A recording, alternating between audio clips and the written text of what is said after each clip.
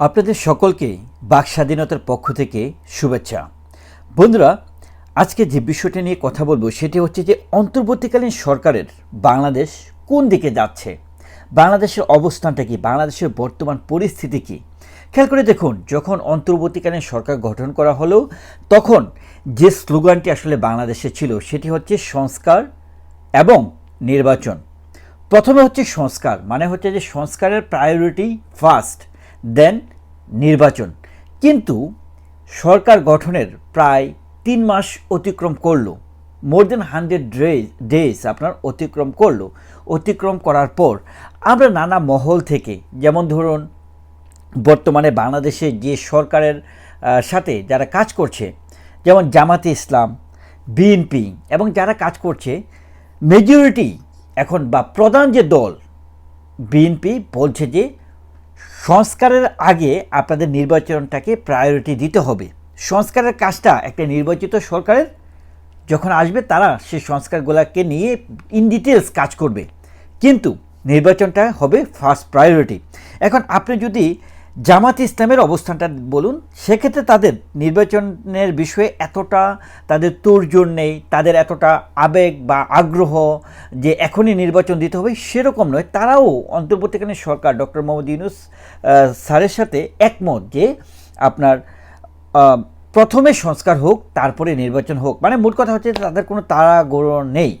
অন্যদিকে যদি আপনারা খেয়াল করে দেখুন যে বর্তমানে বাংলাদেশে আওয়ামী লীগের যে অবস্থান, তারাই কিন্তু আসলে ধরাছোঁয়ার বাইরে। এক কথা বলতে গেলে তাদের যে অবস্থান, তারা মাঠে খুব একটা অ্যাক্টিভ নয়, নেতাকর্মীদের কিন্তু এখন দেখা যাচ্ছে না, ফিজিক্যালি তাদেরকে দেখা যাচ্ছে না।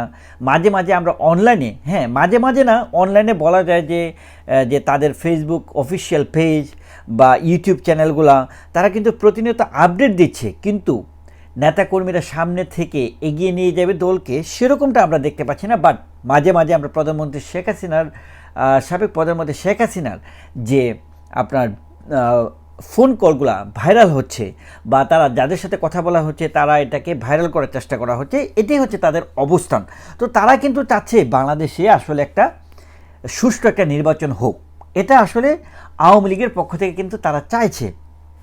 এখন খেয়াল করে দেখুন, অন্তর্বর্তীকালীন সরকারের প্রথমত যে লক্ষ্যটা ছিল, তাদের যে 6টা যে সংস্কার কমিশন যে গঠন করা হলো, সেই কমিশনগুলোর কাজটা কীরকম যাচ্ছে আপনারা যদি নিরপেক্ষভাবে যদি চিন্তা করেন তাহলে খেয়াল করে দেখবেন যে সংস্কারের কাজটা একটু ধীরগতিতে যাচ্ছে বলে অনেকে ধারণা করছে। কারণ সংস্কারটাকে যেভাবে এগিয়ে নিয়ে যেতে হবে, যতটা ত্বরান্বিত করতে হবে, সেই আলোকে সেই গতিতে এগোচ্ছে না বলেই মেজরিটি মানুষ বা দলগুলা এখন কিন্তু চিন্তা করছে।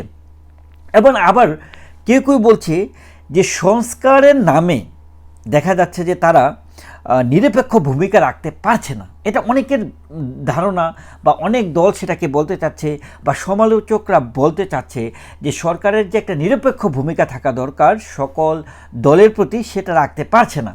এখন কেউ কেউ বলছে সরকার চাইলেও সেটা পারছে না, কারণ ছাত্রদের যে অবস্থান আপনারা দেখবেন যে বর্তমানে সমন্বয়কারীদের যে প্রধান দুজন ব্যক্তিত্ব হাসনাত আবদুল্লাহ এবং সার্জিস আলম, তারা দুইজনের যে অবস্থান, তারা দুজন মাঠ থেকে যেভাবে প্রতিবাদ করছে বা তারা যে দাবিগুলো তুলছে, অনেক ক্ষেত্রে দেখা যাচ্ছে যে অন্তর্বর্তীকালীন সরকারের যে প্রধান ডক্টর মোহাম্মদ ইউনূসের জন্য সেগুলা কঠিন হয়ে যাচ্ছে। এখন প্রশ্নটা হলো যে সেগুলো কেন কঠিন হচ্ছে?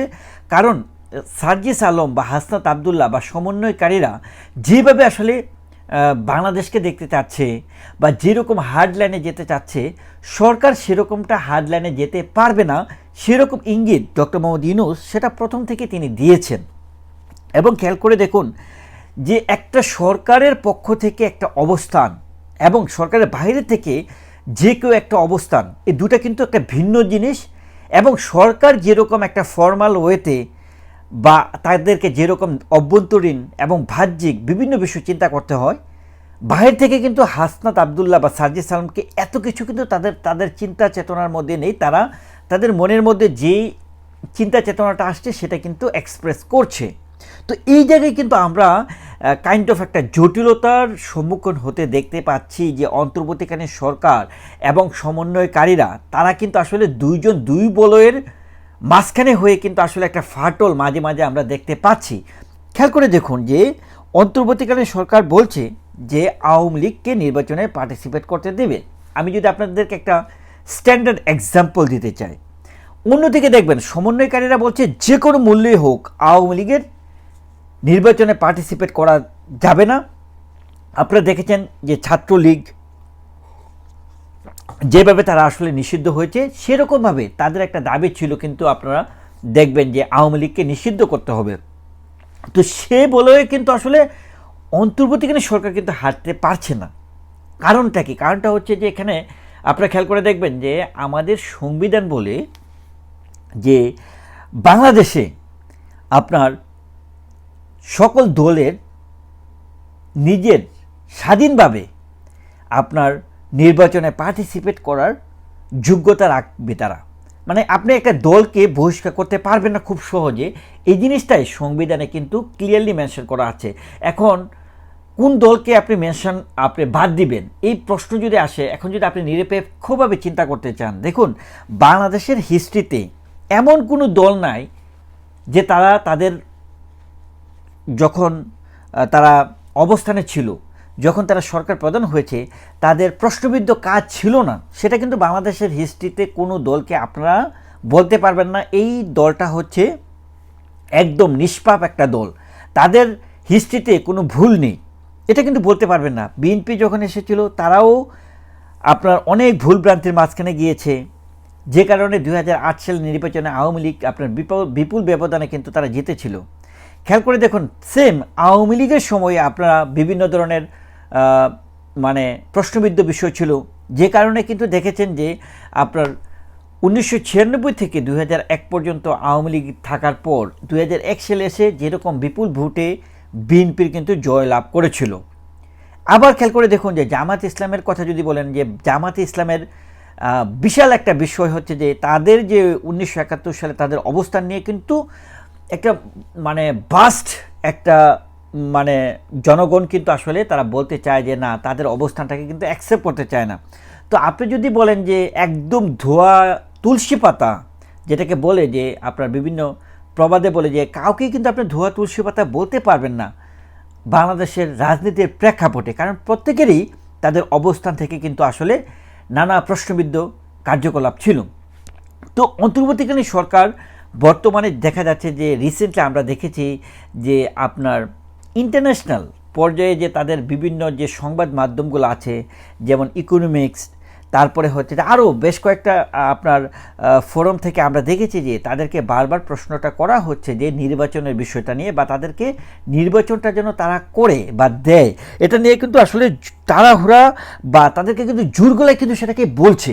এই কথাটা আসলে কেন এসেছে, তার পিছনে যে রহস্য, সে রহস্যটা হচ্ছে তারা অবস্থান নেয়ার পর, অন্তর্বর্তীকালীন সরকার গঠন করার পর তারা যেরকমটা আসলে মানুষ আশাবাদী ছিল, সে আশাবাদটা আসলে তারা পূর্ণ করতে পারে নাই বলে অনেকের ধারণা।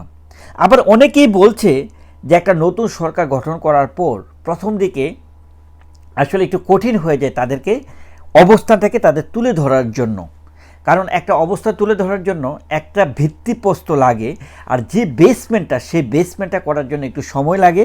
অনেকেই মনে করে যে তাদেরকে একটু সময় দেওয়া দরকার, আবার কেউ কেউ বলছে যে তাদের মেন প্রবলেম আসলে তাদেরকে সময় দেওয়া বা বাংলাদেশের যে বর্তমান অবস্থা সেটা না, মেন বিষয় হচ্ছে যে তাদের ইন্টেনশন নিয়ে অনেকে প্রশ্ন তুলছে যে তারা সংবিধানের আলোকে দায়িত্ব গ্রহণ করলো, আবার সংবিধানকে তারা মানে না। এই যে দুটা নাই যে তাদের অবস্থান, এই অবস্থানটাকে আবার কেউ কেউ বলছে যে তারা কি চায়, তারা আসলে স্পষ্টত নিজেরাই একটা অনিশ্চয়তা বা তারা এখনও ক্লিয়ার নয়। এবং দেখবেন যে আপনার অন্তর্বর্তীকালীন সরকারের প্রধান এবং তাদের উপদেষ্টা মণ্ডলীর এক একজনের এক এক ধরনের আসলে পয়েন্ট অফ ভিউ, যেগুলো নিয়েও অনেক সময় তাদেরকে প্রশ্নবিদ্ধ করছে। আবার কেউ কেউ বলছে যে বর্তমানে যারা কিনা ইয়াং যে উপদেষ্টা যারা আছে তারা অ্যাক্টিভলি কাজ করছে, মানে মানে মিশ্র প্রতিক্রিয়া আপনারা দেখতে পারবেন। কেউ কেউ আবার এই ইয়াং যে আপনার সমন্বয়কারী থেকে যেভাবে তারা আসলে উপদেষ্টা মণ্ডলীতে এসেছে, অনেকে প্রশ্নবিদ্ধ করছে তাদের অবস্থানটাকে, আবার অনেকে অ্যাপ্রিসিয়েট করছে তাদের অবস্থানটাকে। তো বন্ধুরা, বাংলাদেশের বর্তমান অবস্থানটা মোটামুটিভাবে আপনি যদি চিন্তা করেন, অনেক কিছুতে অনিশ্চয়তা আমরা দেখতে পাচ্ছি। এখন সেই অনিশ্চয়তাটাকে কীভাবে আসলে অন্তর্বর্তীকালীন সরকার নিশ্চয়তায় পরিণত করতে পারবে, এটা একটা প্রশ্ন থাকছে। আপনাদের বিবেচনায় কি অন্তর্বর্তীকালীন সরকারের বর্তমান যে অবস্থান, সেটাকে আপনারা ভবিষ্যতে নিশ্চিত কোনো বাংলাদেশকে সুন্দর ভবিষ্যতের দিকে নিয়ে যাবে বলে আপনারা মনে করেন, নাকি বাংলাদেশকে একটা আরও বিশেষ একটা অনিশ্চয়তার মধ্যেই আপনারা ভবিষ্যতে দেখতে পাচ্ছেন? অবশ্যই কমেন্টস করে জানাবেন। আপনারা ভালো থাকবেন।